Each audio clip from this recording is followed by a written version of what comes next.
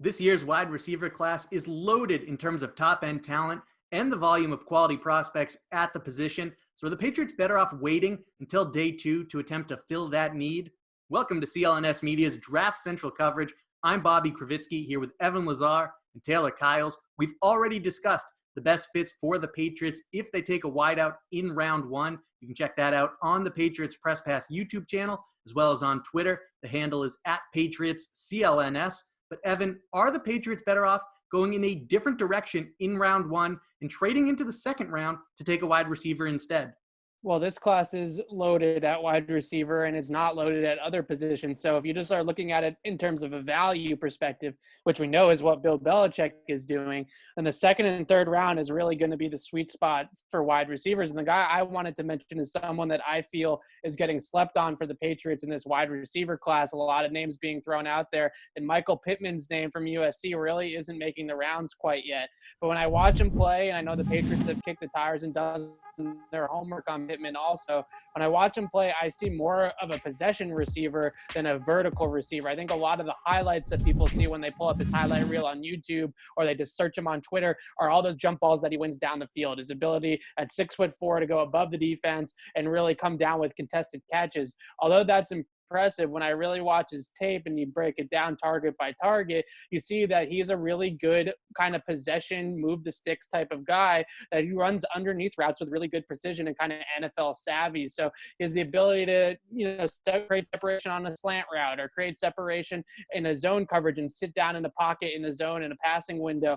He's got the ability to really use his size to box guys out at the top of routes, get up on the toes and cut off of it. And he ran a pretty good 3-cone time and shows some good change of direction for the fact that he's 6'4", 215 pounds. So he's a guy that gets labeled by a lot of people, like I said, as solely a contested catch guy, a jump ball receiver. But when you really start to break down his tape, he's more of a possession guy. And the guy I keep on coming back to in terms of a pro comparison is Vincent Jackson, who had a little bit of both of that, right? I think the one route that Vincent Jackson always lived off of is the back shoulder. That's a route that Pittman really likes a lot too. But again, it's the ability to win underneath the defense as well as take the top off with the big plays that impressed me with Pittman. And my potential day 2 guy is another big receiver who I think could have fantastic value because he has a skill set of someone who in most drafts would probably go on day 1, but just because of the absurd depth in this class, he's going to get pushed down. That's T. Higgins. Now, he's someone who I didn't honestly love the first time around when I watched him. I heard some people who I really like kind of speaking really well about him. So I said, okay, I'll go back and watch.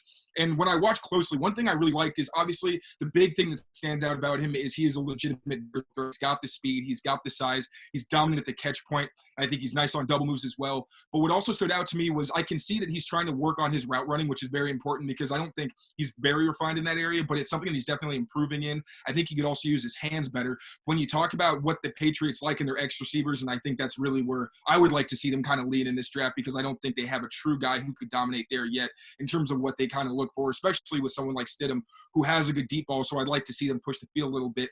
T. Higgins has those downfield ball skills, especially in the intermediate of the field as well. So in their play action, those digs and those deep in cuts they like to run, I think T. Higgins would be a big target who could body out defenders and win at the catch point there. So if you're talking about a guy who could give you really good value later in the draft, T. Higgins is someone who really jumps out to me.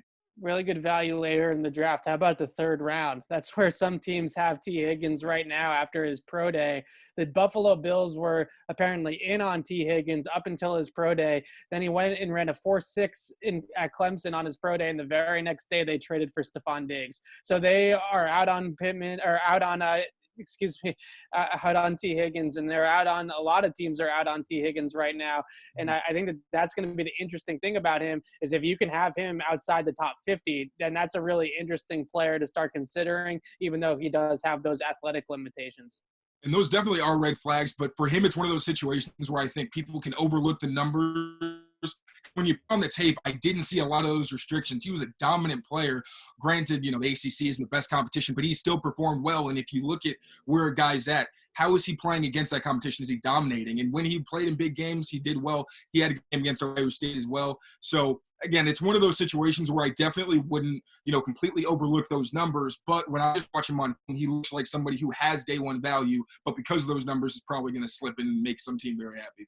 It's a balancing act, but you guys are right. T. Higgins, before the pre-draft process, was being mocked as not only a first-round pick, but someone the Patriots might be taking at 23. And in some cases, people had him going even earlier than that. Now it seems like he's falling into the second round. Evan is telling us that he might be falling into the third round. Another surprise that I think Patriots fans are not expecting is someone that most people are high on, drawing Tyreek Hill comparisons, in fact, is KJ Hamler from Penn State. But Evan, you're not quite a fan of his.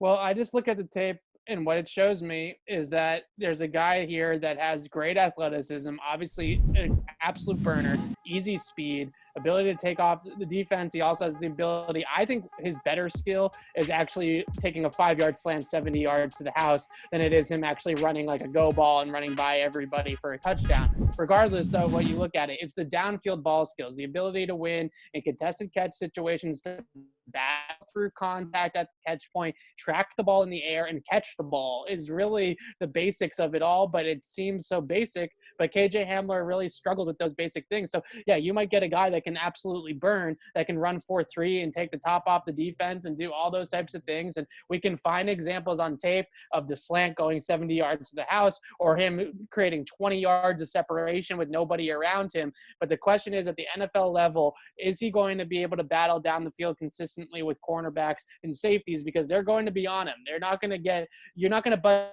too many coverages in the NFL, right? So he's not going to be wide open all the time. So the question is can he fight through that contact? Can he win at the catch point? And I just saw too much inconsistency there from his tape. I mean, his tape is absolutely littered with drops. They're all over the place. He's got most drops in this class by far of any receiver prospect. So that's why I'm out on Hamler. The athletic ability, the speed, the burst, all that stuff is great. But if you can't finish the play, then that other stuff really doesn't matter.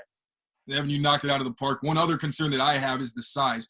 He's someone who I don't think has the height or really the build to survive on the outside unless you want to put him at the Z and kind of move him around just to make sure he doesn't get a lot of press coverage.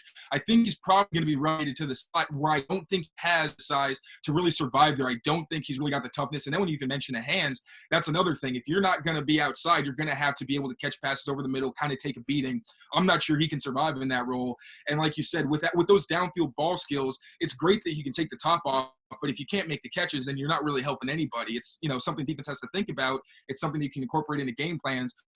But at the end of the day, a receiver actually has to be a threat, and not just in terms of on the paper, but when he's on the field and actually finishing plays. So I understand the excitement with KJ Hamler, and he's got a great highlight reel, very exciting. But when it comes to when you actually put the tape on, there's too many red flags for where he's being projected right now. Exactly.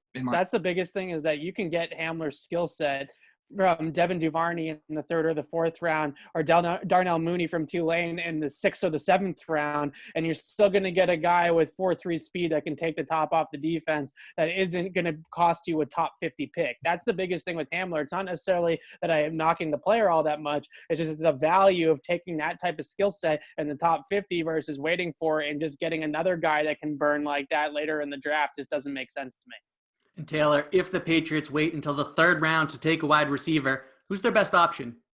I would be ecstatic if they got Van Jefferson. Like the other Jefferson, he's a guy who's very long, very flexible, outstanding routes and releases. I think he's the best route runner in this draft class. You can tell when corners play him, it's going to be a long day because he gets in their heads. Even when he's not even when he's not being targeted, or it's not even a pass play, you can see him kind of work in the corner to see what's going to work later on in the game. He's a very smart player. Now he's going to be 24, which is a red flag, obviously, but he's got a skill set and he's got an understanding of route running that people don't develop when on their second contracts. So he's someone who I think would be a perfect fit in New England. He's not someone who takes the top off the defense. If anything, kind of like the other Jefferson, he's going to get deep on double moves where he can manipulate corners and just get them in bad positions and then win at the catch point. But that's not really what's going to thrive where he's going to make his knees in parts of the field. I think he'd be fantastic value on day 2 if the Patriots are able to get him in the 3rd round, 2nd round, something like that, because I think he is extremely pro-ready and someone you could put on the field and he's going to eat pretty the best route release package in the entire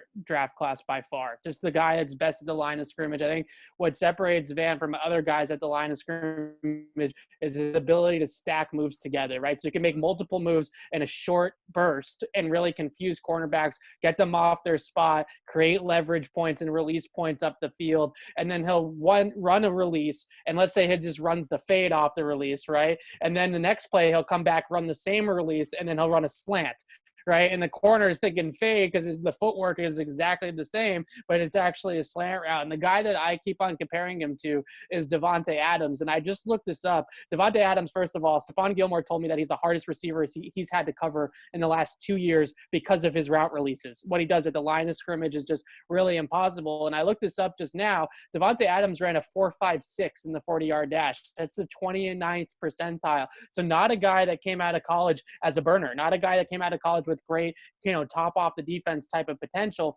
but he wins down the field because of how good he is at the line of scrimmage and how good he is at stacking corners on his back because of what he does in the first 10 yards of the route. And that really sounds to me a lot like Van Jefferson.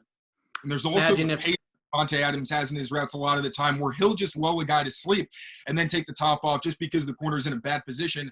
Also, I forgot to mention the fact that I also love what Jefferson does with his hands, because even if cornerbacks are still pretty tight to him, he doesn't let himself get out muscled. He understands the hit points. He'll knock away the hands, knock away the elbow to make sure he can clear his body and create as much separation as possible. And then on routes like comebacks, curls, things like that, he also comes back to the ball. So he's just such a refined player, even though he is up there in age, where I think the Devontae Adams comparison is perfect because he's a guy who doesn't stop at any point in the route tree, make sure that he provides the cleanest target he can possible, and really maximizes the physical gifts that he does have. The idea of Van Jefferson serving as a security blanket for quarterbacks is something that I imagine fans of teams around the league, forget about just Patriots fans, are infatuated with, something they'd like to see their team go ahead and get the former Florida Gator in the third round of this draft. For Evan Lazar and Taylor Kyles, I'm Bobby Krivitsky. For all of our Patriots-related content, including Evan's Big Board, featuring the 50 players who would fit best in New England, check out clnsmedia.com and subscribe to our YouTube channel at Patriots Press Pass.